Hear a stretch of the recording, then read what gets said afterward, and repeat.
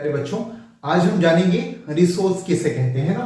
तो पहले की क्लासेस में आपने रिसोर्स के बारे में पढ़ा होगा आप सबने, लेकिन वहां रिसोर्स की सिंपल डेफिनेशन है कि anything available in our environment which can be used to satisfy the needs of human being, it can be term as resources. यहां हम थोड़ा अलग देखने वाले हैं। यहां पर कंडीशन ये है, a material becomes a resource. कोई भी मटेरियल रिसोर्स तभी बनेगा जब वो टेक्नोलॉजिकली एक्सेसिबल होगा, इकोनॉमिकली फिजिबल होगा और कल्चरली एक्सेप्टेबल होगा। अब इन तीन पैरामीटर्स को थोड़ा डीप कर लेते हैं। मान लीजिए कि हमारे पास कोल है और 1600 मान लेते हैं 1000 के पास हमारे पास उस रिसोर्स को एक्सेस करने की टेक्नोलॉजी ही नहीं है। इट मींस उस टाइम पीरियड पर ये हमारे लिए रिसोर्स नहीं कहा जाएगा, क्योंकि ये हमारी लाइफ को इजियर मेंटेन बनाने में किसी काम नहीं आता था। मान लेते हैं दूसरा टर्म देख लेते हैं, इकोनॉमिकली फिजिबल कैसे होता है।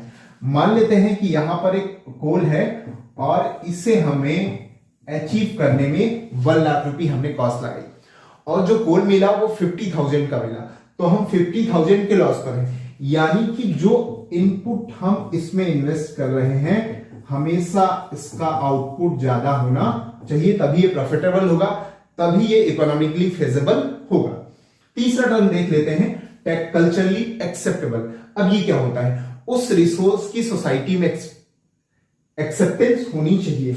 एक एग्जांपल ले लेते हैं ईवी का।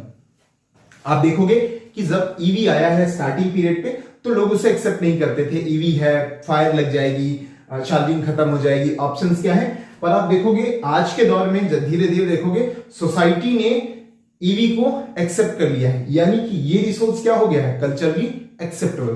तो 3 पैरामीटर्स हैं। पहली बात, टेक्नोलॉजी होनी चाहिए उस तक एक्सेस करने के लिए।